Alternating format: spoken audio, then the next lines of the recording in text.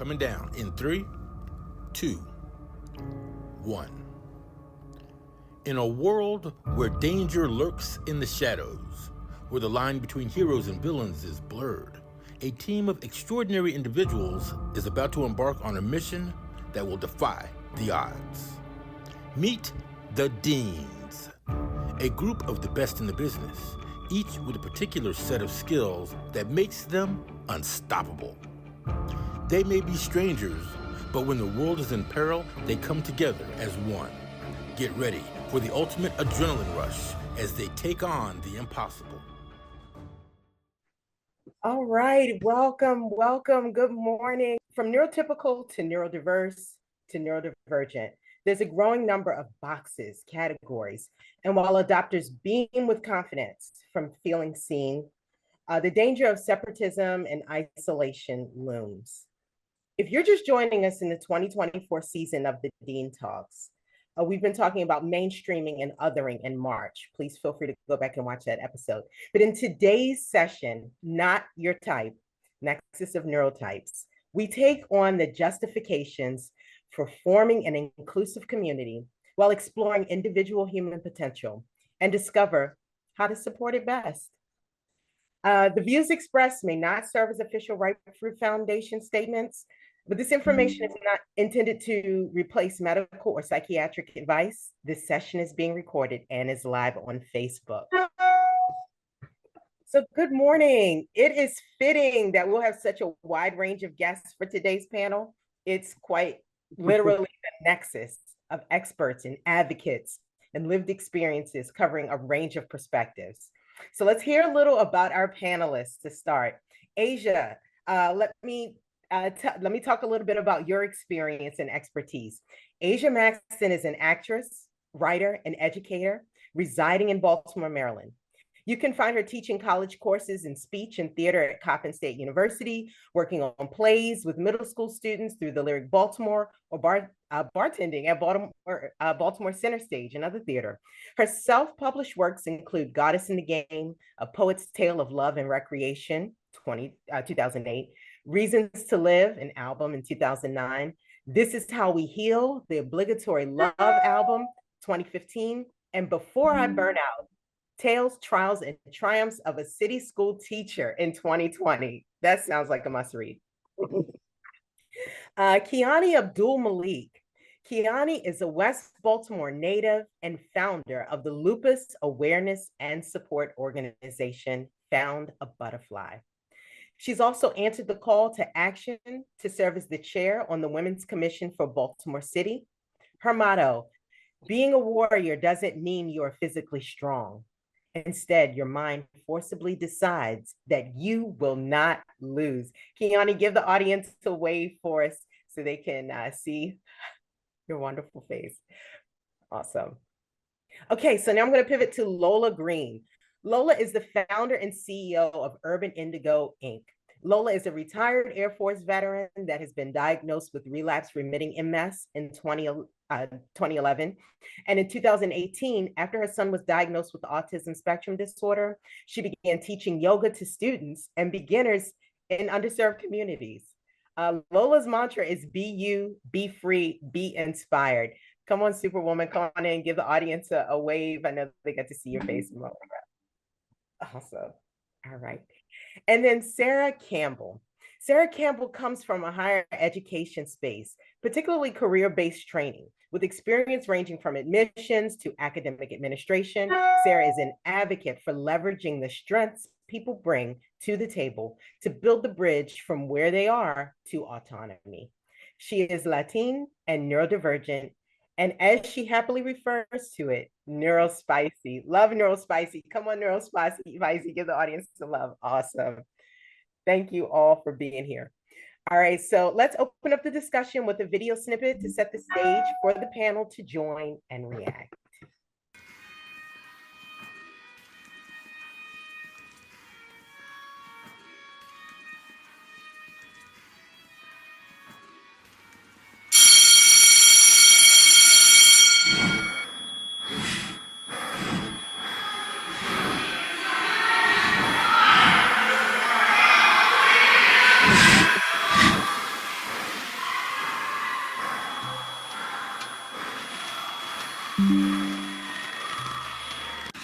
So what ends up happening is they get told off. They can even be excluded from their peers or even activities that they've been looking forward to.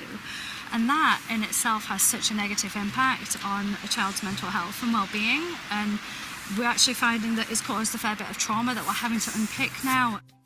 I felt different in groups. I think I've misunderstood things. I think feeling outside in a way that has caused, and it continues to cause at times, a lot of suffering and a lot of fear. It also means that I can find scaffolding and ways of making sense of my experience. I am learning to work with my strengths as well as my vulnerabilities. My experience of being neurodivergent is feeling distinctly different to other people, and as though, like, growing up I was a jigsaw puzzle piece that didn't quite fit in with everyone else, and really understood it like a sense of being misunderstood. It went from prioritizing student needs to prioritizing crises. I am expected to be a teacher, to be a counselor, to be a social worker, to be a nurse, to feed, clothe, shelter. There were times where I had to do 5 suicide assessments in one day. With education, we have the chance to build empathy and understanding. It allows us to become vulnerable and to connect. With education, we have the chance to open the window into understanding others as well as ourselves, and the ability to expand our view of neurodiversity. Take my story. I had missed my daughter's autism and my own traits, even with 20 years of experience working in this very population. The collaborative teaching and learning that we do here is really distinctive. Individual work can be a great way to master content, but what the group work empowers and kind of enables is a student's cultivation of a certain resilience. How do you look to your neighbor as a resource? How do you test your own theories? How do you understand if you're on the right track or the wrong track? The sort of habits of mind that actually are the underpinnings of deeper scholarship. In showing you what I usually hide behind a mask of bright clothing and a big smile is that you have more awareness of ADHD and neurodiversity and more curiosity to find out more, so that in your interactions with both yourself and others, you can give more kindness and compassion.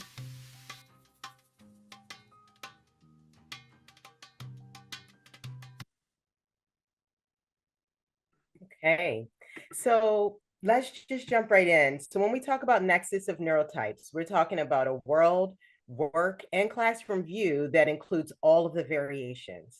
But Asia, let's start with you. In today's classroom, what are the challenges of having everyone in the sandbox together? Well, I think the biggest challenges are that we don't have the support that we need in the classrooms. And the class sizes are way too large. So in some places, not in Baltimore City, but in some places, what they're doing in order to support inclusion is having a special educator in every classroom. Unfortunately, that is not the case in Baltimore City. So what has happened is with the IDEA Act, them deciding that least restrictive environment is the best place, which is true in theory, that we want people all in the same space, that just because you have a learning disability or a challenge or a neurodivergence, if you will, doesn't mean that you cannot be in that same space. And studies have shown that people do better when they're in the general population than when they're isolated, like a lot of people were when I was growing up, for example, and you had what they call the isolated classes. However, what happens is the special educators are now either pulling out students for, maybe an hour a week, or they're coming into the classroom for also an hour a week. And the general educators are required to become specialists, if you will. So it's like I often use the analogy, if you go to the doctor, you go to your general practitioner for a checkup. But if they find that you have a heart issue, for example, they're going to send you to a heart specialist. They're not then going to try to be a cardiologist as well as a general practitioner. They're not going to try to be a surgeon as well as a general practitioner. But teachers are now required to do all of these things, to have all of these specialties, to do the planning. They call it, accommodations. A gifted educator, a talented educator, in my experience, is going to naturally accommodate different learning styles. But what I found in the K through 12 space, especially, is that we had to spend so much time proving what we were doing versus actually being able to practice what we were doing. I have to, show you in my lesson plan all of the different accommodations that I have for the different learning styles in my class. And again, I want to say this can be a great thing for people to be able to learn from each other and learn how to, exist in this very diverse world. Is great for us to all be together. I think my two big pushes as an educator right now are, one, just providing the proper supports for people to be able to do that well, and two, class sizes that people should not be required to do to try to teach 30 students, many of whom have different needs, learning styles, learning abilities, etc. It's just not effective the way we're doing it right now. Awesome. And then let's open up that conversation. You hit on so many great points. The class size. And it sounds like you're in a blessed environment where they have these extra supports and other teachers. So what are some of the other experiences from people from different perspectives on the panel on this question? Hi, Lola. I would like to know how that got approved, because that's a blessing. And to your point, everybody has their own needs. And we need to make sure that everybody is in the sandbox and everybody is being attended to. So yeah, if you could let me know how y'all did that. I would say another thing secondary to just education in general, particularly in the higher education space, is they are going to have a varied degree of advocacy. I will say that students who are BIPOC, students who are immigrants, they have other cultural contexts that drive whether or not they're able to seek accommodation, because in some ways it can be interpreted as though they're undermining the authority of the educator. And so it's incumbent upon the institutions to really make readily available, readily apparent, and accessible what kind of support services are available, because consistently, and this was a hot topic at the NACADA annual conference last year, the underutilization of support resources, the lack of understanding and training on the part of faculty, because faculty doesn't get an extensive framework of pedagogy or andragogy. So they are subject matter experts. And I find that that can be wonderful for, in terms of the wealth of information they bring to the table, but it can create adversarial dynamics between them and the administration and the person who suffers as a student. Yeah, totally. And of that suffering student, these experiences that we saw in the clips are only the tip of the iceberg. You mentioned the ELL and, and special needs, or the student that has the IEP, and how do they determine the difference? But are they getting lost in the classroom? Are they kind of finding their way and jumping in there and finding voice? I think that's for us to find out together as we build and grow. And looks like there's some commentary in the chat as well. Did anyone else want to jump in and chime in on that, idea of sandbox together and the really the groundwork of when we're all in the space together, how are we making sure that we're looking and even noticing what challenges people are having? Yeah, I definitely wanted to jump in with a different lens as a parental figure. My son goes to a charter school. classroom size is amazing. You know, they can control that, things up, all of that. But it's like you're always wearing two hats. You're very concerned about your child and his safety and making sure they're getting the education that they deserve. But then because of that sandbox concept, it's like you want to make sure that the other children that are around them are being just as nice, if you will. I know there's been a challenge at my son's school because they have a middle school student. First of all, I am not a big fan of elementary to middle school schools being combined. I feel like they should always stay separated. Anybody in education know like that middle school branch is a different branch. Yes. But with this school, it is, you know, K through 8. And the middle schoolers, they always have issues. And then there are some that are on IEPs and things of that nature. And sometimes the school doesn't seem well equipped to deal with the ones that are truly disruptive. I mean, causing damage to the school, disruptive in the hallways. And, you know, you have elementary kids that are witnessing this and trying to understand, like you're telling me to sit in my seat and, you know, and pay Yes. attention and all this. But then you have this child here. So it's like, Yes. well, parent is a catch-22 because you want the best for your child and you don't want to isolate another child because you want to be like, I'm a very understanding person. So I want to understand, like, what can we do for that student that just can't seem to like really play well in the sandbox, but we know that there are other needs that need to be met. And, you know, how do we make sure that environment is a good environment for both of those type of students? Oh, yeah. Love that. And it is a shared environment. So wonderful groundwork for, let's talk about, let's take it a little step deeper. And so some assert that supporting an idea of neurotypicals feeds an idea of systemic oppression. And we hear a lot about the mental health community splitting from DSM and pathologizing. So in practice, is it more effective or efficient to have a normal category just as a basis of treatment? Sarah, could you give us a little insight on that from your perspective? So generally speaking, I like to shy away from normal. Normal is, in my experience, a setting on your dishwasher or washing machine. It is not to be applied to people. We contain multitudes. And one of the big things here about pathologizing, we have to really take that away because I think it's a small number of people. And typically people who are in that boat have a number of challenges and or diagnoses that are facilitating that pathologizing. So we need to talk about that. And then if we examine neurodivergence in terms of the overlaps, what conditions are part of it? And then more importantly, if we look at domains of function, are we looking at how their adaptive functioning is? Are we looking at levels of communication? Are we looking at only the social?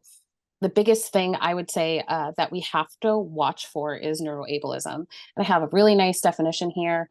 Neuroableism manifests as processes, procedures, cultural norms that systematically disadvantage people from sensory, sensitive, autistic, dyslexic, ADHD, PTSD, and other neurominority and neurodivergent communities.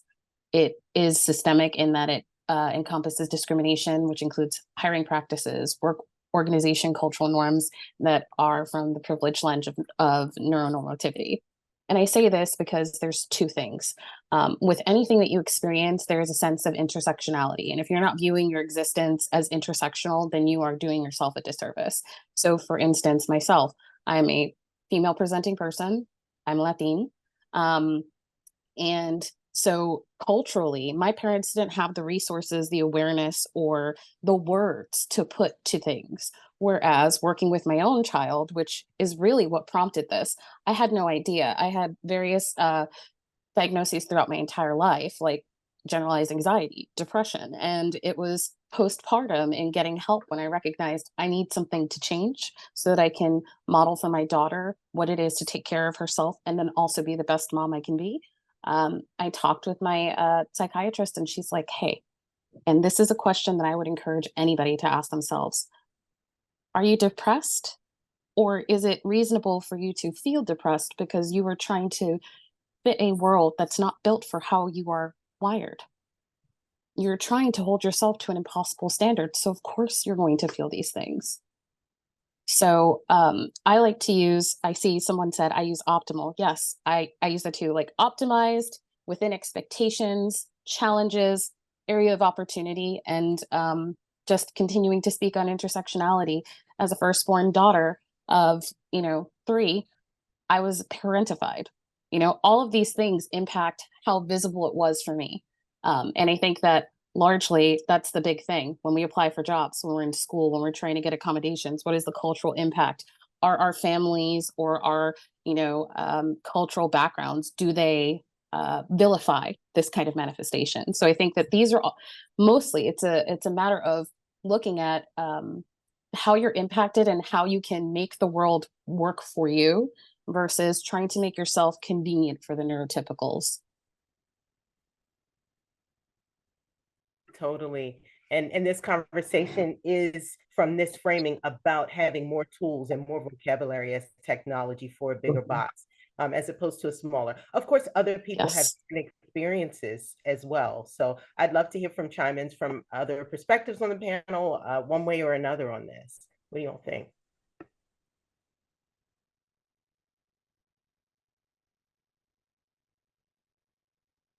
I don't know. I feel like you summed it up. I also would love to remind people, like, this was something really hard for me because I have always approached my challenges through therapy and working through some of those very toxic self-harming thoughts in the sense of, I'm so smart.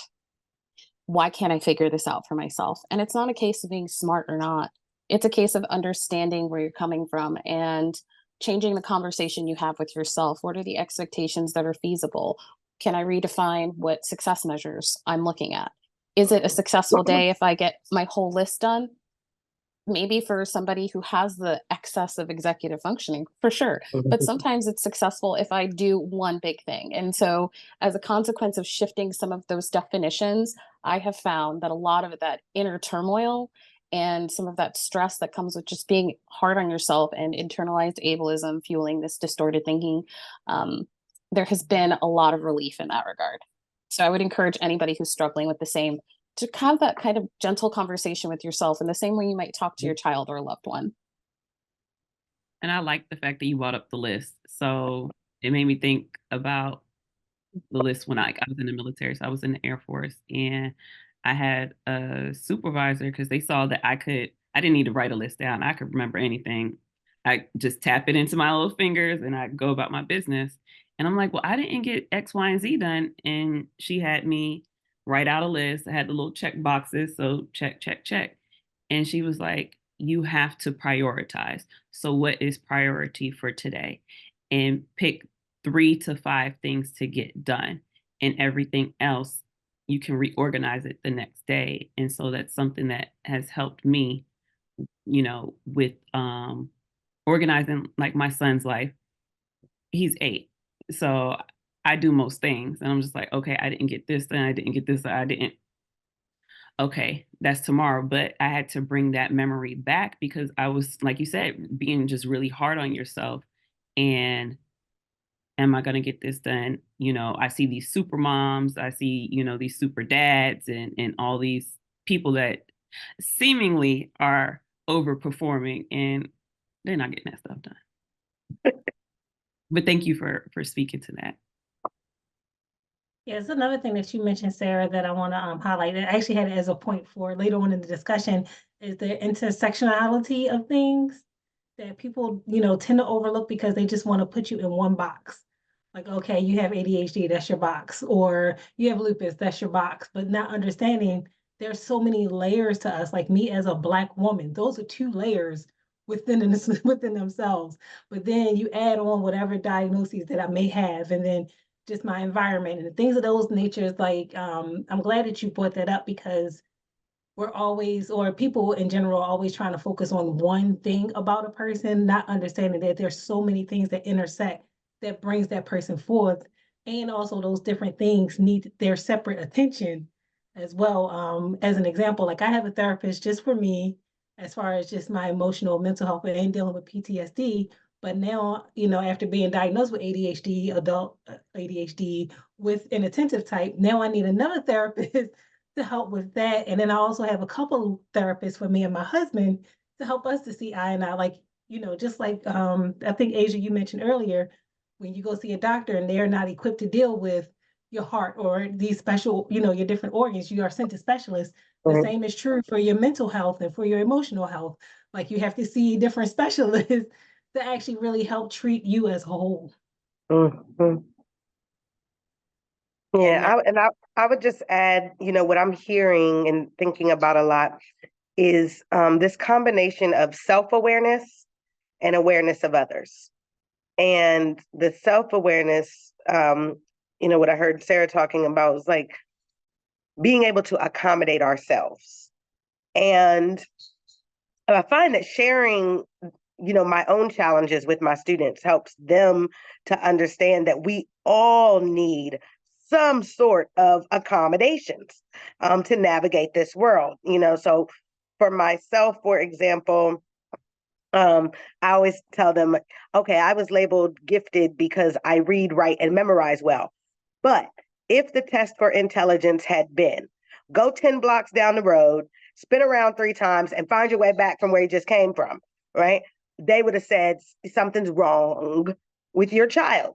If the test for intelligence had been, here's some IKEA furniture and a diagram, put it together, they would have said, something's wrong with your child, right? Those are my challenges, and we all have them. So GPS is a tool that helps me to navigate the world.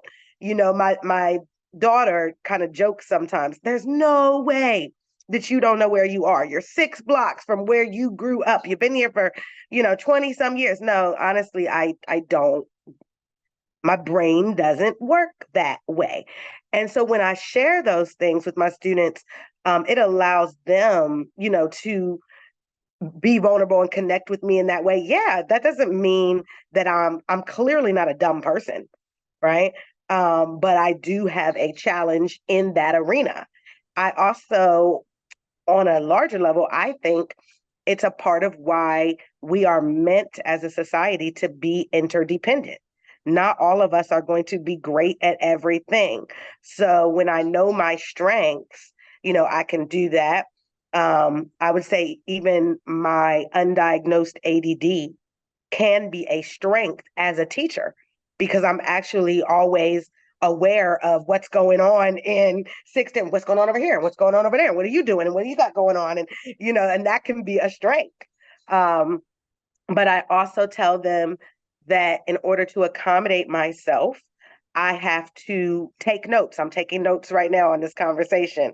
I try to sit in the front row most places that I go so that I'm forced to really focus on what's in front of me. And those are some of the ways that I accommodate my own needs. I'd also like to kind of pinpoint something that's really important here, and this has everything to do with the mammoth task of starting to untangle generational trauma, where adults were an infallible monolith of a concept, and the fact that they believed that any degree of vulnerability would undermine complete authority. So I think that it's really important to note, especially in educators, because I'll tell you what, as a student growing up, not knowing that all this stuff was going on because of my hyper fixation on learning and words, etc. So they're like, she's compliant. Great, move her forward. So all of that to say, I remember the teachers to this day that were very encouraging. But I remember the nightmare, 1st grade, never forget her, because she didn't understand that. And she wasn't equipped to. And I try and look at it like as an adult from a space of compassion. But I went home and I cried all the time. And so that was actually what was the impetus for my mom to become an educator. So she's an early childhood educator and a Head Start instructor now. So yeah, it's crazy how things kind of just line up and go in a certain direction. But I think that's what is beautiful about making these things beautiful and viewable so that they don't fester in the darkness. Wonderful points, and definitely finding mission in this work. And what you all really highlighted for me is this idea of the playing with that people are they either come in one way or another on this, that there is difference in the world, and I can do people the favor of seeing them uniquely, not assuming anything about them. Or, people feeling like what we all have in common is that we're different. And what I can do is do people the favor of showing them how we are alike. And they kind of, some folks have kind of gotten stuck over there, but we're finding ourselves somewhere between the two. So I really appreciate the conversation that came from that.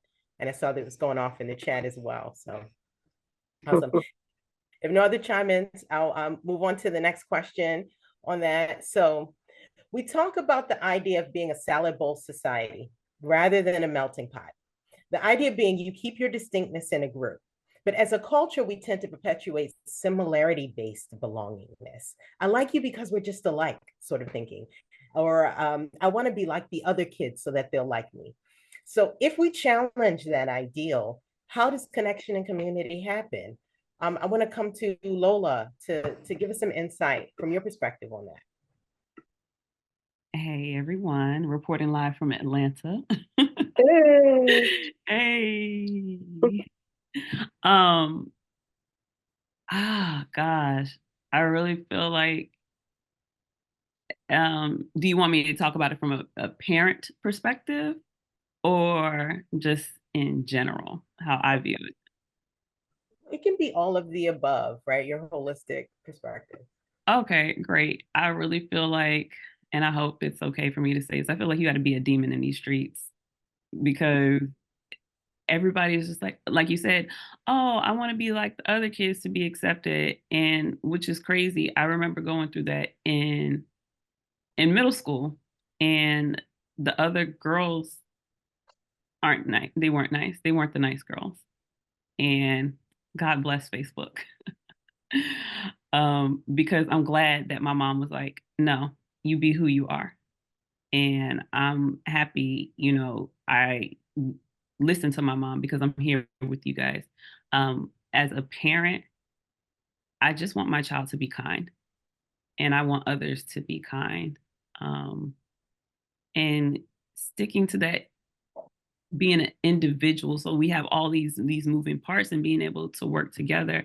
I really think that we need to have conversations. We need to foster conversations. We need to speak to the teachers. We need to make people aware and kind of sit down and one, look at ourselves, engage ourselves, and see how we're moving. If we're in a community, like we're in a community right now, we're in a space right now, we're in a container, we're all able to understand that individuality is good, but community is better because we could still be individuals and still help each other. And within our society, I see that everybody wants to be an individual, but they individually follow other people, and now that we have social media, it's like, oh, follow me, or you're doing stuff for, this specific reason. I'm sorry, I feel like I'm going off on a tangent because it just brings so much to light. And what I teach my son, because I don't see that he's there yet as far as like wanting to be like other kids. So he has a diagnosis of autism spectrum disorder, a significant speech delay, but he's in there. He's trotting along. And a couple cognitive and challenges, just processing. But I'm happy that he still kind of parallel plays. I still want him to get to that point where he's like, having like that back and forth banter. But I like that he's able to be himself and feel comfortable. And I feel like I foster that because I'm like, hey, let's go over here. Let's try this. Reporting to different communities really helps that salad bowl effect because you can be, lettuce and go business with some tomatoes, but that might not be somebody's, tea. And you have to be okay with that. And I think we talked about this earlier, like just being okay with it. So I don't really feel like I answered the question, but it's just so many, it's so many moving parts to that. But yeah, from the parent perspective, I really feel like you have to hone in and know who you are, know who your child is, check yourself, check your neighbors, check your community, and continue to speak about community and being an individual together. I'm complete. I want to touch on something that I think is really important and really undervalued in a culture of the United States that prides itself on the sanguine businessman being its cultural identity, this meat and potatoes fella who can do no wrong and is candid and upright, when that's absolutely not what's happening here. The candid businessman who's sanguine, no, it's the ruthlessness and the individual pursuit of all of these ideals of yourself above your neighbor that is the problem. Instead of focusing on what I believe is the highest calling and manifestation of human interaction, which is compassion. We are capable of divine, like, powerful acts if we look at things through a lens of kindness. And and so I really, my hat's off to you, because you really have to honestly be aggressive. I'm in that stage with my daughter. She's about to age out of the early interventions and go into early pre-K. And so I have an evaluation meeting coming up. And I already had to be like, hey, I understand that my child is socio-emotionally and relationally strong, but that's because of the environment we cultivate here. It is with intention. So here's what we're not going to do is we're not going to look at a socially affable child who is with both of her parents in a setting, so feels comfortable, and then presuming that eclipses all other needs, especially with like the genetic background. So the focus on maybe building continued awareness around us that focuses on compassion and focuses on raising good humans versus I want my child to be the valedictorian who cares about anybody else. Let them be the mean girl who's at the top of the social totem, like, because I did not have an easy time either. I had a really hard time in school, especially early on, because I didn't understand all of these things that were going on. And other folks who are neurodiverse, there may be a delay in processing all of these subtle things, and then couple that with a strong sense of justice that comes with it. I'm like, well, that doesn't seem right. Why would they do that? And that just opens you up to a whole bunch of pernicious things, because kids can be cruel. But that's because they're raised to believe that that's acceptable. Right. It's the parents. It comes from whatever adult is around them and is fostering that environment. And Georgia State University, they have a free, we like free, a free child trauma continuing education unit course. And so it's still going on now. Y'all can go online and look at it. I've taken quite a few courses. The professors are amazing. And it really helped me, even when I have to be, assertive, aggressive, whatever level I need to take it to for my child. It allows me to look at these individuals that push back from having and fostering inclusive environments. Like, your parents didn't teach you. Your community didn't teach you. You guys didn't foster that. And even though we'll use the education system, public education system, you guys don't foster that amongst yourselves on the board, because I might be wrong. No, I'm not wrong. I'm just going to go ahead and say it. It's my point of view. Y'all have a staunch aggression for people that have different views and that have disabilities, flat out, period. You don't like them. They're throwaway people. And it just is what it is. We have to stand against always highlighting this poster child of what that looks like, because somebody might score a touchdown, but you know what? There's another kid that, they know how to self-regulate now without assistance or with minimal assistance. That's a win, because a win is a win, and we're going to call it a W. So I'm complete with saying that. Thank you.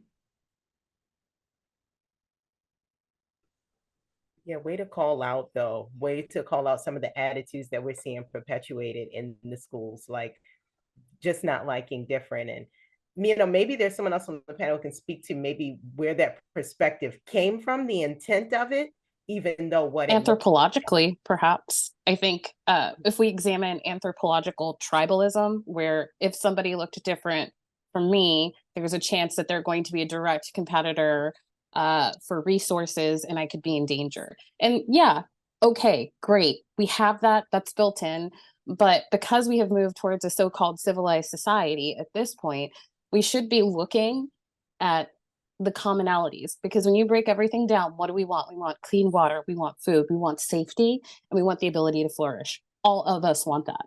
And I think that because of this idea that same goes with same, goes with same, goes with same, that comes from that, anthropologically speaking, and it might be hard coded into our DNA. But by the same token, if humans are creatures that are able to evolve and grow, then it's incumbent upon us to push ourselves there. Because if we continue to be complacent and continue to allow the conditioning and the framework that we're in to kind of season how we look at the world, then we're just doing ourselves a disservice. And so I have taken a long journey to get to this place, because there's a lot of anger, there's a lot of hurt, there's a lot of trauma that comes from being different and being, as I have been labeled, aggressively individualistic. So I think one of the bigger things that we can do is what I call the conditioning test. And it's something that I try to do to give myself compassion. And here's how it goes. I see a person, there's going to be an initial thought. That's the conditioning. That's what society has told me to think. The secondary thought, the immediate, hey, why am I thinking that, is who I actually am. And it's hard to keep yourself in tune with that person of who you actually are, because every facet of the society that you interact with is telling you to do something else. So I think that if we can check ourselves, check our peers, and offer a compassionate kind of censure to these behaviors and to these inclinations, and understand it's going to be uncomfortable. That's the biggest thing, I think, working on DEI efforts and talking with different people and trying to advocate not only for myself, but for others. I often joke that being somewhat racially ambiguous, even as Latina, gives me privilege. And so I use that. I'm not like, it's not readily apparent, like, ooh, she might be mixed or something. She's a little exotic, but we're comfortable with her. And so I've used that to my advantage a lot. And I mean, it comes from a place of my parents wanting me to learn English first, so that there was no hint of accent with my English, so that I didn't encounter static. Like, that's insane. It's insane that in this day and age that's what we're doing. But I think that efforts like this, groups like this, and building community, whether it's, basically ephemeral in a webinar, or we get this material out there and people use it as a framework for DEI education for people. And just to understand that it's not just professionals that need it. Everybody needs this if the world is to improve. And I'm so glad you said that. And that is also a part of this work, right? Like, it's the downstream of what we're doing, and a lot of wonderful groups are doing.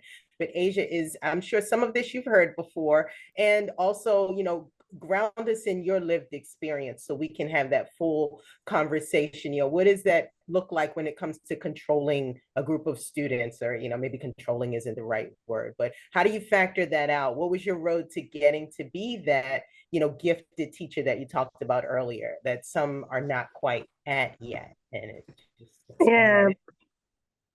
Well, I think it's cliche, but the key is really to establish relationships. And I'm a big proponent of project-based learning. So I will say that one of the ways that I learned that, even though I've been saying, I've been teaching since I was a kid, right? I started babysitting at 10. I was a mentor at 13. I was working with kids through college.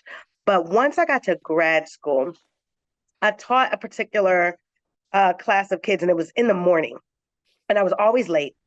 And so I was always in a bad mood because I was late. And I think I kind of took it out on them. And when I got my evaluations at the end of the semester, I was really shocked that so many of them said they thought I didn't like them. And I thought, why does that matter? Like, I'm here to teach you. Who cares if I like you? And I have since discovered that is everything. That if they don't think you like them, if you don't take the time to get to know them, if you don't establish those relationships first, they're not willing to learn from you. They're going to be so much more willing to learn from you if they think that you like them. You have to find a way to get to know who they are. So that's where I start now, is with that relationship building. And I will also say, I had a theory years ago probably maybe 10, 15 years ago. I said, we are about to mess up a generation of students with this no child left behind stuff. And then people are going to come back and they're going to say, oops, bring back the arts, bring back social emotional learning. And so that is the movement that we're seeing now, social emotional learning and the arts, because that is what teaches that kindness that Lola was just talking about, that community building that is going to allow us to have compassion and care.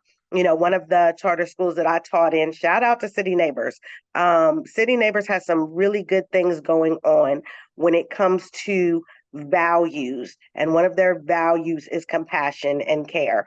And you see it in that student population, that they are kind to each other. Not always, but much more than you're going to see in schools that are just pushing reading, writing, and arithmetic and not attending to that social emotional learning piece that is going to allow us to care for one another. You know, and the beautiful thing about that, I was talking to somebody about this yesterday, so a lot of times people kind of make fun of caring people until they need some care, right? Until it's you or it's your child, right? You might say, oh, they're being too sensitive. We all need some sensitivity, you know, and we all have areas that we need some caring in. And I think also, I just want to say thank you, Stephanie and Kelly. I see y'all in the chat. Shout out to you, Miss Asia, and thank you for what you do out in Maryland. I want to add to that the social emotional learning, the SELs. It's not, we don't go hard enough on it. A lot of parents, you know, when I make it to my son's school, we make it there early. And we had a parking lot issue. And now the police out there. Y'all welcome, because I told. We almost got hit by a car. But why? Because that's a social emotional learning issue. Because this parent, and I'm not making an excuse for them because I'm still mad. You almost hit me in my child. But you were late. You didn't set your clock. You was probably up scrolling. You probably don't know how to self-regulate.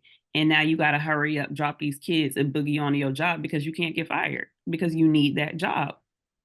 But within that social emotional learning, you have some deficits because you're not calm because you're smashing through an elementary school parking lot. I could have been hit. My son could have been hit. Anybody could have been hit. And you just sped off, you know. And when adults don't know that, we keep going back to that. Children don't know that.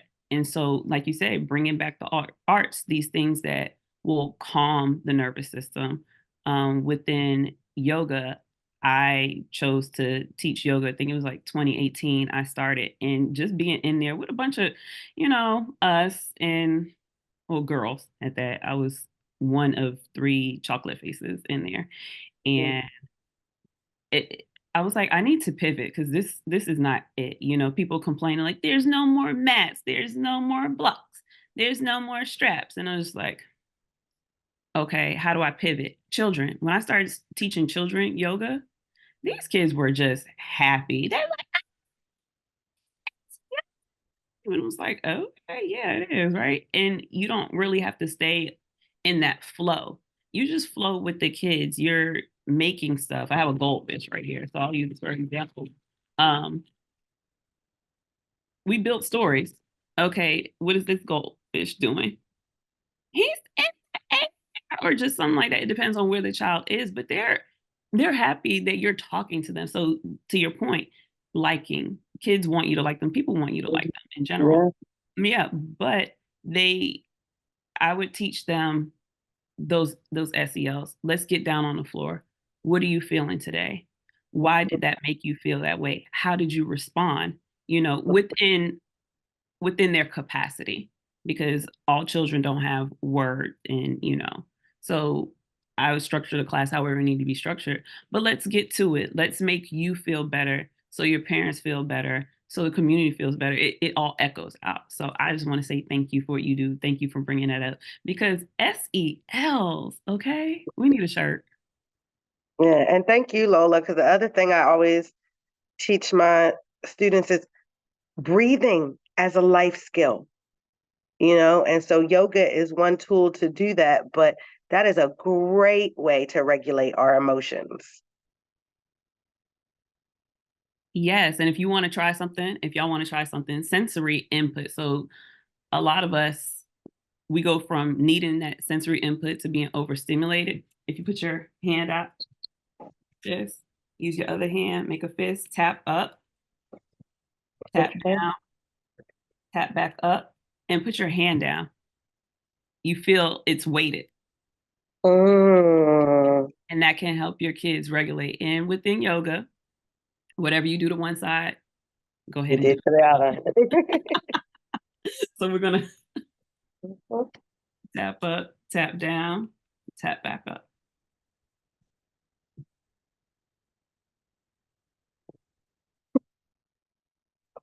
Totally, with the live demos. I love it. And so a part of you all are such great advocates for the kids that you represent. And I think that's a great pivot to this part, because advocacy is a big part of this as well. So let's take lupus, for example. It's a condition that affects someone on a lot of different levels. There might be physical or cognitive concerns coming up depending on other outside factors. So thriving comes down to educating people wherever you go, which has to get exhausting. What role does education and advocacy play in this salad bowl analogy of social interactions? Kiani, I want to come right to you and get your insights first. Yes, and forgive my dog. He decided to bark when it's my turn to talk. But well, first thing I always want to say, like for me, educating people, talking about my experience, telling my story, I never get exhausted because I understand the purpose that's connected to that. I am, as you know, a big advocate about lupus, but I'm also just a bigger advocate of people listening. And one of the things that lupus has taught me, in order to be heard, I must hear, I must listen. So with that concept, it's like, I forgot who said it, but it's going back to that like self-awareness and self-regulation in the sense of like, I think it was Sarah, where you're like that first thought where you're like, oh, who they think they are, like something that comes because of society, but then it's that checking thought where that's you showing up like, hey, wait a minute, because there was a time that you looked like this or you did this and people, perceived it as that. So that's what I take in whenever I'm talking to anybody about lupus or encountering someone with something that's different than what I've encountered. Lupus as a whole, it's called a mysterious disease because it's just that. It affects every single person differently. So it's not like, oh, I have allergies. So everybody knows you take allergy medicine, you may have to blow your nose a lot, you may have to do this. Like there's a textbook way to treat that. With lupus, there is no textbook way. Even for my own story, my rheumatologist had to do trial and error with me. And that within itself was just challenging because I'm going through all these changes with my body, not understanding what my body is going through as far as attacking itself. But now I have a third party that should know how to do all of these things, how to regulate this, how to fix this for me, but they don't, because lupus definitely shows up in a different way from person to person. So education definitely becomes important because of how sporadic or just how random, I'll say like that, lupus can be, because my story is different from the next lupus warrior story. And just to give you a little background, for me, at one point in time, I was on oxygen because lupus had attacked my lungs and scarred my lungs so bad that it was hard for me to breathe. But I look at that experience because it really humbled me, because I had to walk around with an oxygen tank, and a lot of people are like, well, you look like you're too young to be on oxygen. And I had to think to myself, like, there's an age range for oxygen. Like, I thought we all needed oxygen. But, it made me really think of like how people really have perceptions of certain things. Because of my struggle with lupus, because of what it done to my lungs, my joints, my hands, I had 3 surgeries on my hand to get my wrist to actually move again, because lupus, as well as RA that went undetected, fused my wrist bones together. So I couldn't move my wrist, but it was very painful, and this is my dominant hand. So, I was thankful for like just the scars that show, the oxygen, because then A, it prompted conversation, but B, it gave somebody a visual. Lupus doesn't always give that visual. So Yeah. when people show up and say, I'm in pain, they're like, well, you don't look like you're in pain. You don't look like you're sick.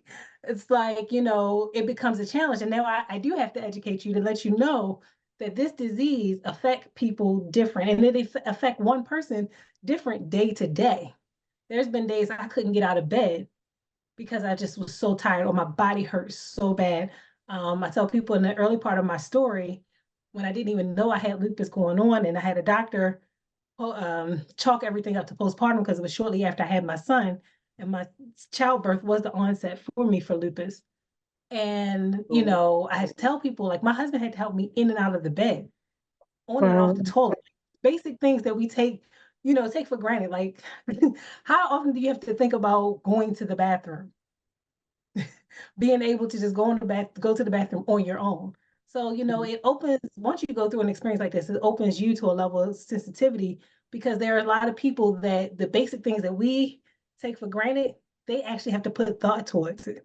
Like, you have to actually plan, like, okay, I'm about to get out of bed. I need to make sure I get out of bed at a timely manner so I don't have an accident on myself or anything, things of that nature. So, like I said, the education piece is very, very important, because people do not understand lupus. A lot of times people don't even know lupus exists. And that also goes into some things of just what lupus is to me. I'm a conspiracy theorist sometimes with things. And also just some things are just, it's just writing on the wall. So lupus, just to kind of give you an idea, lupus affects women more than men. Out of lupus patients, there's 9 to 10 women that have lupus. So 1 out of 10 are men. Lupus also affects African American women 3 times more than white women. So with being a conspiracy theorist and being who I am, who are the most 2 marginalized groups? Women and African Americans. So going to intersectionality, now you have Black women who this disease dominate their lives. So to me, it's no mystery why lupus isn't as put out there as cancer. And one of the things with advocacy, you also have to learn not to pit a cause against another cause to make your point, but sometimes you have to paint that picture to let people know, like, all of these things are important, but what do you hear more of and why? And that's always been my thing with lupus, because it's like lupus affects more African American women during childbearing years. And we know how this country is set up when it comes to Black women. So you have another layer. You're fighting the disease, but then you find out that disease is insignificant because of who it affects. So that's why, for me, it never gets exhausting to talk about it, because the more people know, the more you have that can help advocate for it. And also just so those that are going through it are seen, they feel heard, because a lot of times, like I said, people do not understand what lupus is, what it does to them, how it affects them socially. Lupus, I will tell you, when my first 2, 3, 4, 5 years of going through lupus, I felt bad, because I'll make plans like, 2 months from now, let's hang out, let's have fun. The day of, I'm like, I'm sorry, but my body is just not letting me do it. Like, I can't. So, like, there's so many ways that you can't show up, but you need people to show up for you. So that's why I even created my organization, to be that direct support for lupus warriors. There's tons of lupus organizations out there, but they have their own fight. So a lot of them fight for advocacy as far as what goes on in Capitol Hill and things of that nature, which is very important, but it's few that actually directly support lupus warriors. I mean, it's a financial burden to be sick because insurance doesn't cover everything. To be very transparent about that, there was one drug that I had to take. It was a little valve, and it was a needle that I had to inject in myself weekly. And that was just a challenge within itself, because whenever I get needles, I have to look away. So now I have to inject myself with the needle. But it took a while for me to get that medication, because the insurance didn't cover it. They fought back and forth with my rheumatologist. saying like, does she really need this? Is this really something that, like the doctor doesn't know what would help with my situation. So I found out, I did a little research on my own. I found out at one point in time, like 2012, that drug, actually, that's 2002, that small little valve was worth $40. And it's actually used for baby spasm. So a lot of drugs used to treat lupus are drugs that are used to treat other things that they found as a byproduct. Oh, this helps with this symptom, this helps with that symptom, and so on and so forth. There's only one, maybe two now drugs that are actually formulated to help directly with lupus. But going back to this drug, when it was my turn to take it, like I said, 2002, $40. I looked up at the price that year. That year was 2017. It was $40,000. So yeah, it's like, how is that even possible? So that can open up a whole nother can of worms. Just my gripe with our medical system, pharmaceutical systems. They're all about it for money. They don't want to really cure people. They just want to treat people and keep you as a patient because it's more profitable. And that's the reason why education, again, is important and having these conversations, because people don't understand the layers that comes with having a disease. And like my journey, I'm thankful for it because I got to learn all these things. And now I'm able to teach other people how to really advocate for yourself. Like I advocate for the disease itself, but you really have to learn to be your own doctor. You have to know your own body because, again, we all know with the medical system, being a Black woman, we're not heard. I actually spoke on a panel a few weeks ago for Black Maternal Health Week. And just to hear all the stories of mothers losing their babies or losing their lives because they just weren't heard. So my advocacy is, like I said, far stream for just having people understand what lupus is, but also for each individual to understand, like really be in tune with your body.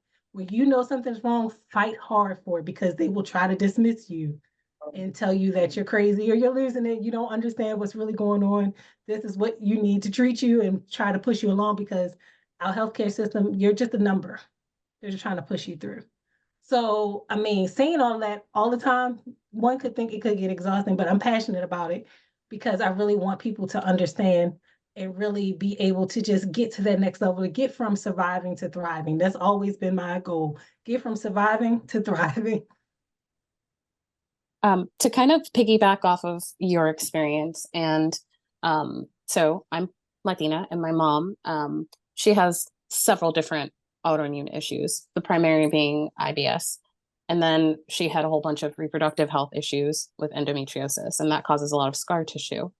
I say this because she basically got dismissed for months and months and months, saying, okay, you're clearly just seeking medication, blah, blah, blah. Until she finally found somebody that listened to her. And it turns out why she was having pain in her abdomen, even though she had had a full hysterectomy years before, was because the scar tissue had caused adhesions to her actual intestines and were pulling on it, depending on body positioning, stress, etc. I myself, and she's also neurodivergent. Go figure, shocker. I myself have psoriasis and some psoriatic arthritis. One of my best friends is really neurodivergent, and they have MCTD. And it took years for them to even get any kind of diagnosis. And it's been basically rheumatologist roulette for them.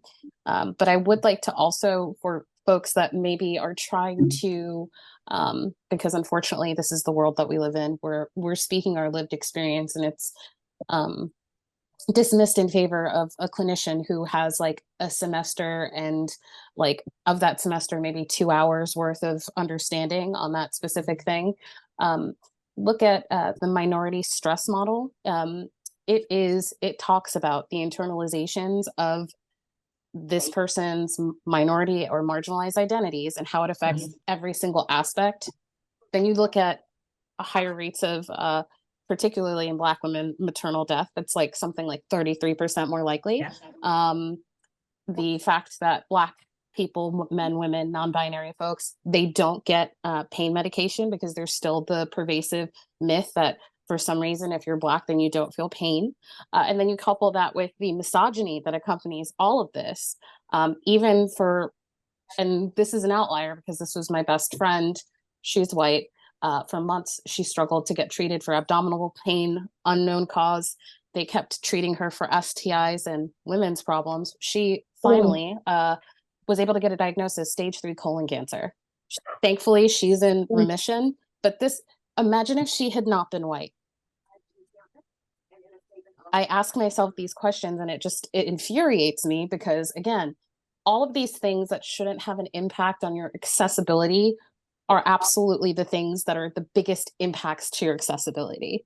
And there are so many people of varying types that are sitting there punishing themselves, unsure of like why it is that life is so hard. Meanwhile, they're fighting through something that would level anybody else if they were exposed to it. So more power to you turning that into advocacy as opposed to the often justified bitterness that accompanies trying to justify your existence and trying to adhere to some kind of fabled idea of, celebrated invalid status versus, the invisible illnesses. Like you could look at a person, you have no idea what's going on with them.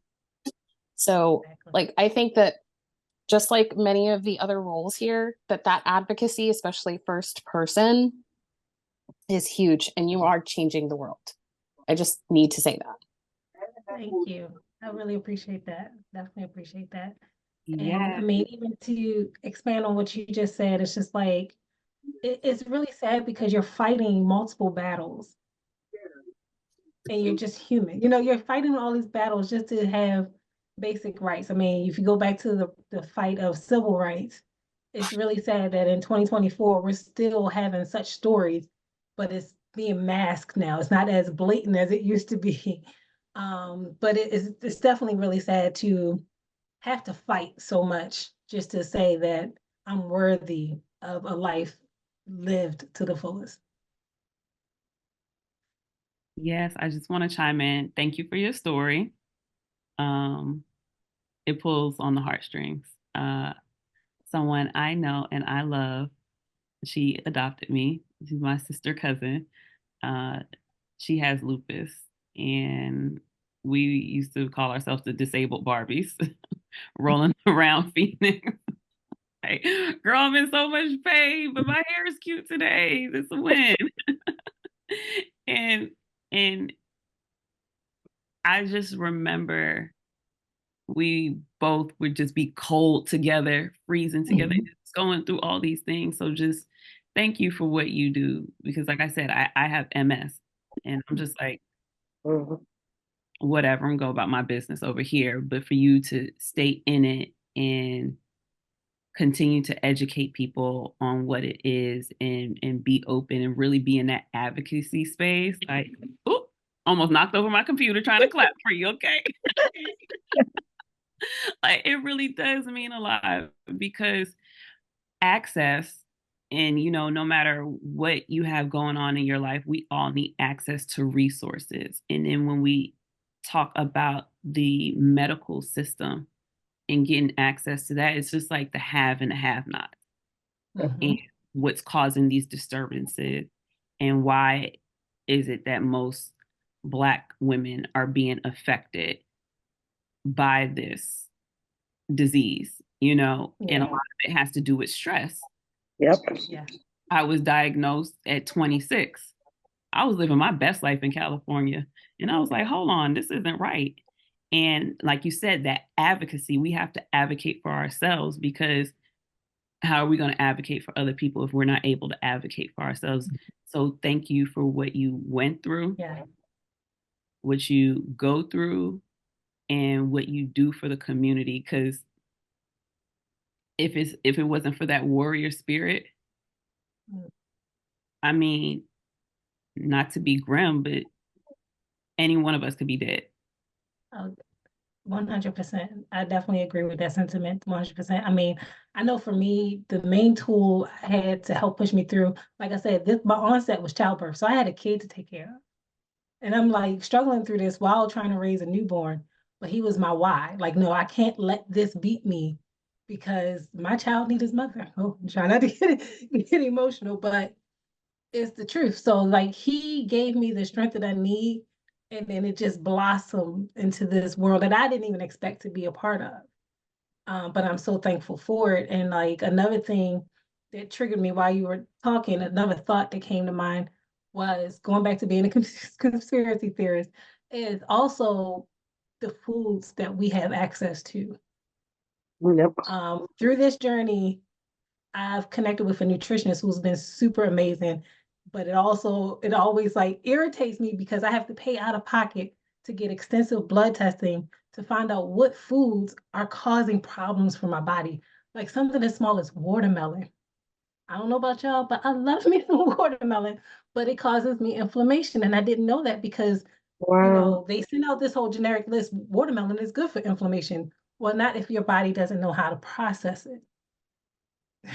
So it's like small things like that. Why aren't extensive testing standardized in the medical field? Where if I got this test so I can know every single food and how it affects my body, so I know what to stay away from and what to eat more of that will help me to thrive, that should be, should be just a given. I agree with you. I think that in the long run, otherwise our doctors would be nutrition educated. They're not. Exactly. They're not. So they are given I think, hour. yeah, exactly. It's the same thing. Here's your CE. You did a webinar. Now you are a nutrition doctor. Go on. And that's frustrating. I myself have like extensively done this for myself with like, autoimmune protocols and elimination and this, that, and the other thing. Yeah. And it's exhausting, but that's because I went out and found it and I had the bandwidth for it. I cannot imagine trying to, like, if I was exposed to this now, having an almost 3-year-old, having all these other things that are going on, I don't know that I would be able to do it. I just don't. And I think that that's the biggest thing. Like Lola was saying, we need access. All of this is not here. Like if I talk to my other family, like my family from the island, they would look at me like I was, a little like this, the cheese is slid off her cracker. There's something wrong.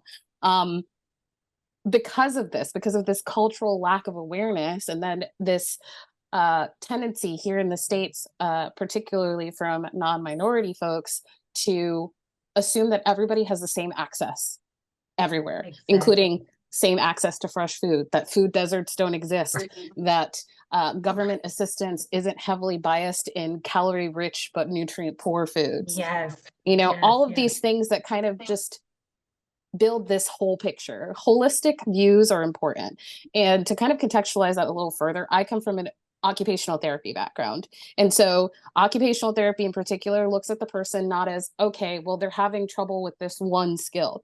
Okay, we're going to look at this skill that they're looking at. How do we contextualize that and what it adds in terms of significance to their life? And what are the other factors that make them who they are? And how do those factors influence their ability to be successful and have meaning? And so because of that background, I say that I'm really attuned to that now. Before, maybe not. Like, and again, I will say until I die, universal design in all things, universal design to instruction and learning, universal design to architecture. If the people who have the most challenges among us can access a thing readily and easily, the rest of us can. It hurts no one and helps everyone. And so I cannot say that enough. And I know to some extent, the group that we have here, we're preaching to the choir. And I always find it really affirming and wonderful to be able to connect in that way. But if this touches just one person, and if you're a person that's watching this recording, and it's the first time you're hearing these things, please continue. You're on the right track. This is where you need to be. And this is the path that you need to go on to learn some of the things to be a better human so that you can have a ripple effect and leave this place better than when you found it. Yeah, and I'm so glad that you mentioned the food the food desert expert, because that's what I was going to talk about with access. Because again, going back to the demographic that this disease attacks the most, or actually, really, is any autoimmune disease. And you think about, like, I know for me, and like, not to put my mom on blast or those who helped raise me, it's just that they didn't have better access or better knowledge. But I pretty much was raised on like oodles and noodles, like things that are really not good for your body, but no one knew that then. It was just convenient. It was cheap, and it was all that we had in the stores in our neighborhoods. Fresh produce was just like, only if I needed to make this gumbo, or like, like if I only needed it for something that I'm going to cook it, I'm not even going to really eat it fresh unless it is a salad or something of that nature. And even our salads, I will say, Sometimes our salads aren't as healthy either because we just put everything in them to make them taste good. But it's just that, like our neighborhood markets do not have the things that we need to really help our systems. Like I said, I probably could talk about this for hours because of all the things I've learned from my journey. It's just that like our bodies aren't made to really break down some of the processed foods that we eat, but there's a lot of processed foods in those markets in certain neighborhoods versus organic foods Coincidentally. or whole foods. Exactly. So it's no wonder that we are predisposed to all these different diseases. It's just because where we live, especially if you don't have the ability to go beyond where you live, you're almost forced to be exposed to something and have to fight through it. I would also like to point out that there have been various studies, and I'm sure that given some of the things that you've said, you've seen in like North Carolina and other places where predominantly Black and Hispanic communities are butted up against pig farms and the respiratory impacts generationally and all of that stuff. And then I would also argue the pressures that we have to fight against because of systemic racism, primarily anti-Blackness, but just anti anything that's not white, is Hispanics are lazy, Black people are lazy, they're dirty. And so what do? We clean. I have never met cleaner people than people of color. It's never them that I'm like, oh, your house doesn't smell right. But to some extent, what has this done to us? There are some folks that are the proponent that they posit that being too clean is a part of what causes that hyperreactivity of immune systems and the higher proliferation of like asthma and all of those things. My mom was crazy. The Lestoy, the Fabuloso, the bleach, all of that stuff. I am very asthmatic. I have psoriasis. Is this related? Probably. But what did my mom know? What did any of us know? I can't necessarily say that, oh, mom, you dropped the ball. No, mom, you did the best with what you had, what you knew, and what was available. So I have no qualms. If nothing else, I learned that no matter who you are, no matter who you were before parenthood, especially, you change and you're able to become who you need to become in those cases to get your children what they need. And so I just think that if we could somehow push forward some more, like just the ability for folks to have access to knowledge and information. And I know that people will say, oh, you have the internet, but like we have the internet and everything is on it. How do you know what's what? How do you have access to that? Assuming that internet accessibility is everywhere, assuming that people have a safe place. So I worked in student retention. We had somebody who was having difficulty accessing the internet to do their online classes in the time of COVID. Well, they couldn't go into a McDonald's. They couldn't go. If they went over there because it was predominantly a Black area, guess what? Somebody's going to call the cops. They're sitting in the parking lot being suspicious. Like there are all these different things that wind up happening to people. And so, for me and my role, I was like, dang, I did not realize that these areas had that many barriers to access, and people lost the libraries and lose all that stuff. And libraries are continually being pressured. So like this obviously is like at a crossroads with so many of these other topics that are really important and really focus on the big things is information and access. How do we get the information to the people that need it most? And how do we change how they look at things? Because, cup of noodles might be bad, but that is best. And if that's all you have as a parent, who could fault you for that? Who could? Exactly. No one can. Yeah, I want to jump in and answer that. So for me, I feel like containers, like we have to encourage people to band together like they used to do back in the day, like being an individual, but being an individual within a community to say, hey, that this is going on. Hey, this is going on because we have access, and I'm learning through my own organization when I'm providing resources. There's people that still don't have computers in their home. People still don't have internet. So for those that don't know that are watching this on the replay, you can Google Verizon internet access or something like that. I'll send you out that resource, but each company has a pot of money dedicated to giving people access. It's just not out there like that. but it is access to resource, access to knowledge. And we find like strategically, a lot of things that we need are placed in affluent areas where people, when they don't have cars, they can't get up here. In Atlanta, in a lot of the affluent neighborhoods, there's no access to public transportation. Like the whole issue with MARTA. Oh, yeah, girl. Yeah, right. That. And for me, my degree is in complementary and alternative health, and I'm going to be doing my master's in integrative health and nutrition. I went on to go to school for homeopathy. It's a 500-year-old complete medical system. If you haven't heard of it, Hahnemann Hospital in PA, it's no longer open, named after Hahnemann. If you go to DC, there's a statue of Hahnemann, which is the father of homeopathy. So opposite of traditional Chinese medicine, where if you're experiencing cold in the body, they give you a herb that's hot to balance you out. With homeopathy, it's like cures like. So if you're experiencing symptoms of like eruption being like possibly pimples on your face, ear infections, snot, all that. So whatever an eruption is, we look out into nature. What's an eruption?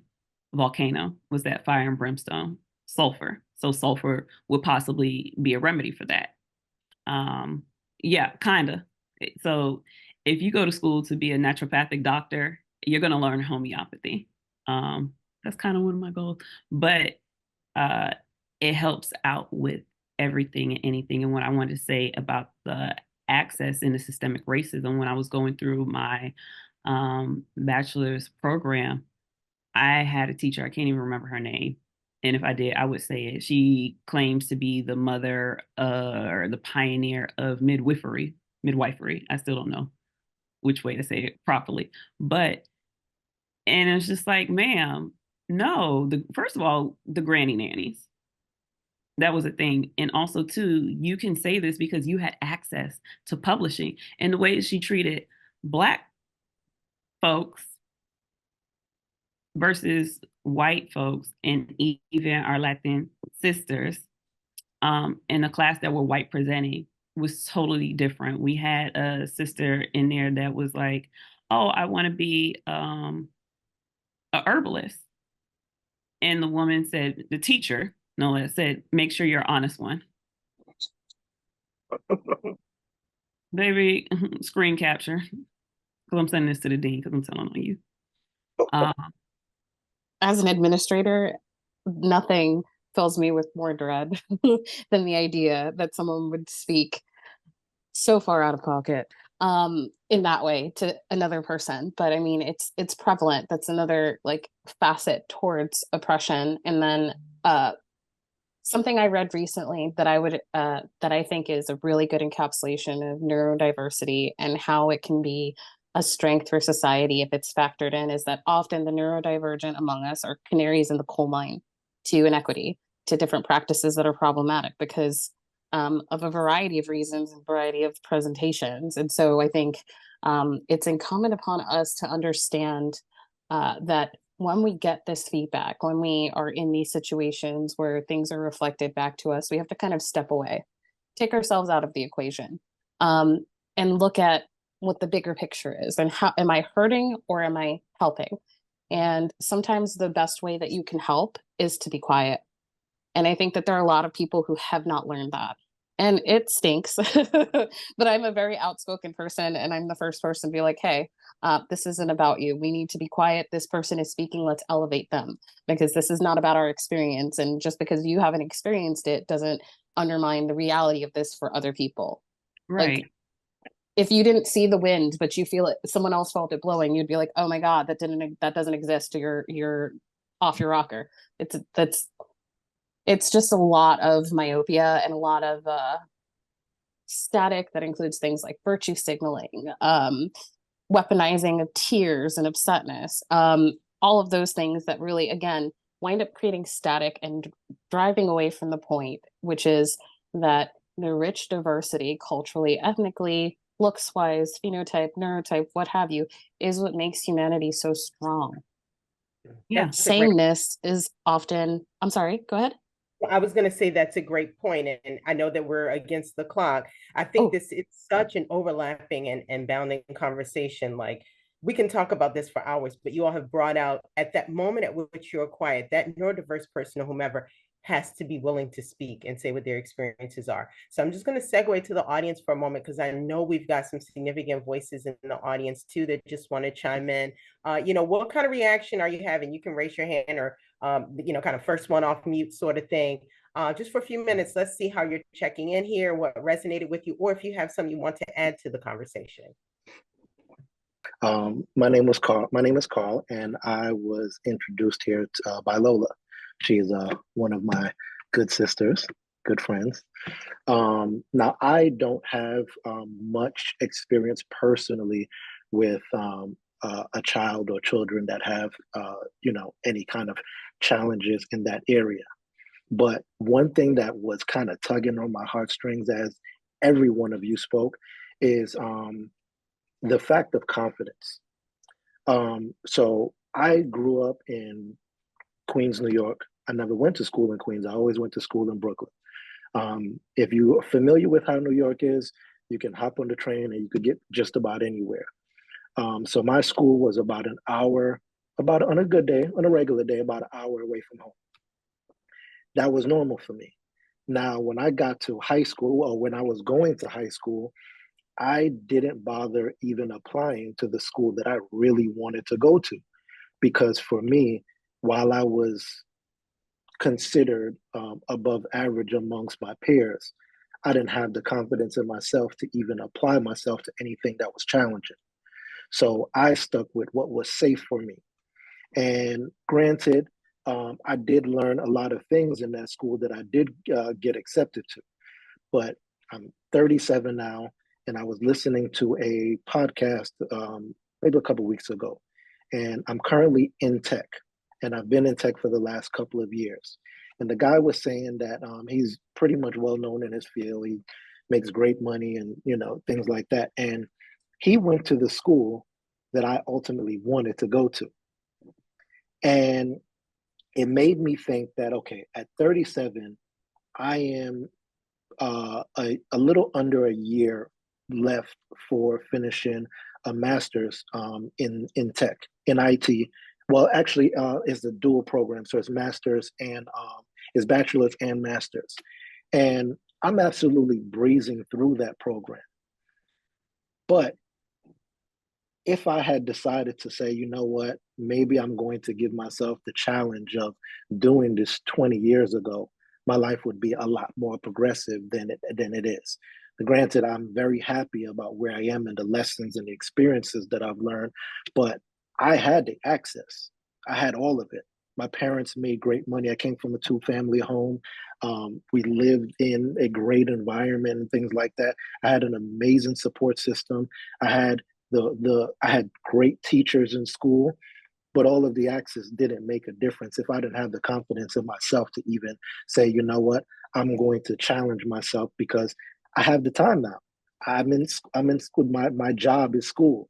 I don't have any kids, and I didn't have to worry about money. I didn't have to worry about where I'm going to lay I didn't have to worry about anything but school. So while I had that access, and while I had that, I also should have had the confidence to be able to say, you know what, I can do this, as opposed to, yeah, this might be a little too hard, or I'm not gonna get this.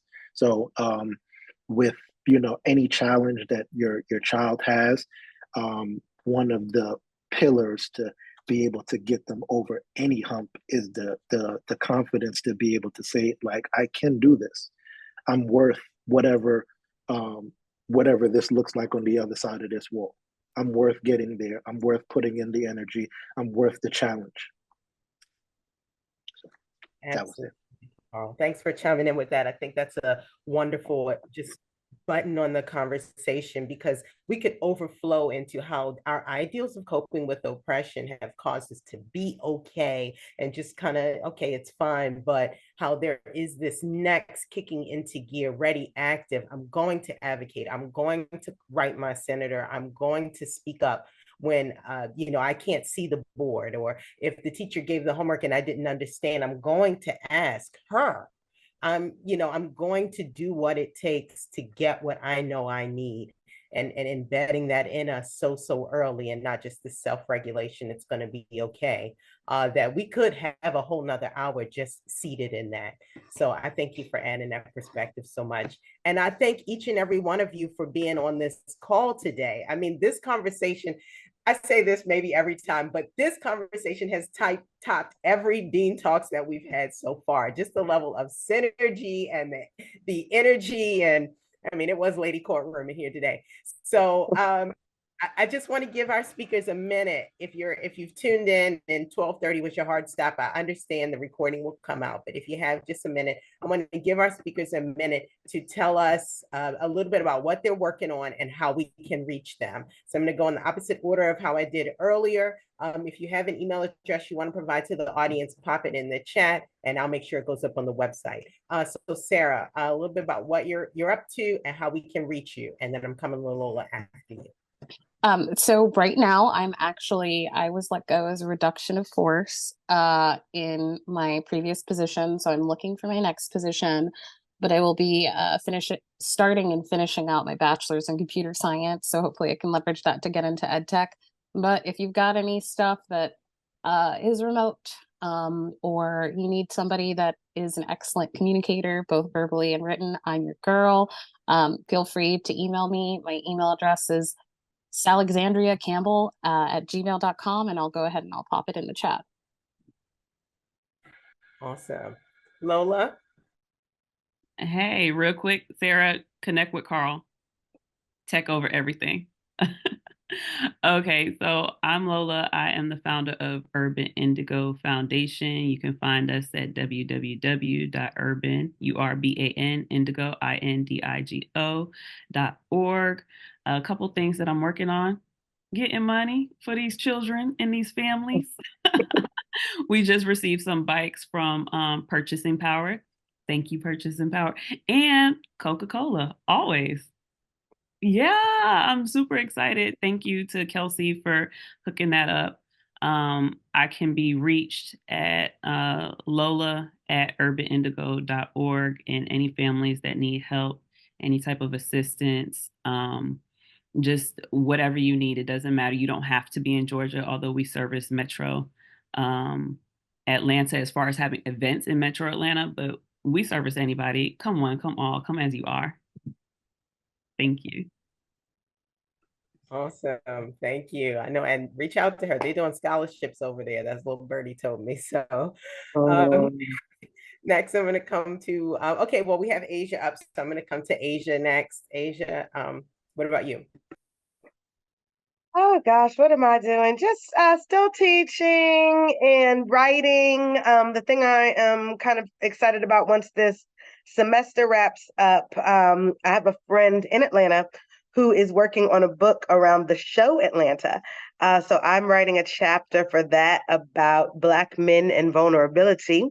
So I'll be doing some research for that based off of one of the episodes of the show Atlanta. So that's exciting. And I can't type in the chat just yet because I'm on my phone, but my email is missazya@gmail.com. You can also find me on Facebook under Asia, AZYA Maxton, or on Instagram at Asia the Artist. Thanks, Ebony. Absolutely. Great. Oh, that sounds really interesting. I love the show Atlanta. And then Kiani, what about you? And I see you did already put your contacts in the chat, but tell us what you're up to. Yes, I put that already in the chat for everyone. Found a Butterfly. It is exactly as how it sounds. You can find me anywhere, Facebook, Instagram. The website itself, foundabutterfly.org, and the email address info@foundabutterfly.org. I check that regularly, like it's my own personal email, so I will definitely be in touch with you. As far as what I'm working on, and Ebony knows this, in a Yeah. few weeks, I will be giving birth to my second child, which is a testimony within itself. So, yeah, about 3 years ago, I was deemed in remission for lupus, but also told that my chances of having another child was very, very slim. Well, was it slim doesn't mean not possible. So, and so far, the baby looks healthy. Everything has been going good. So I'm just looking forward to doing this all over again. My son currently is 8, and he'll be 9 a month after I have the baby. So it'll be a good age gap, but I'm excited about that. But I'm also next month graduating from UMBC with a master's in human-centered computing. I really love the human-centered approach and use it for everything. It's not just for technology, but it's for people with anything with people systems. So that's what I'm all about, and just connecting people and still growing my nonprofit because I am looking to get more grant funding and also doing more fundraiser events like off the wall, crazy, like insane things you never thought of for fundraiser events, like an adult spelling bee, things of that nature to help raise funds. And again, like I said, doing direct support for lupus warriors. Oh, that is amazing. Please, just some applause and some love in the chat to all of our wonderful speakers today and for this conversation.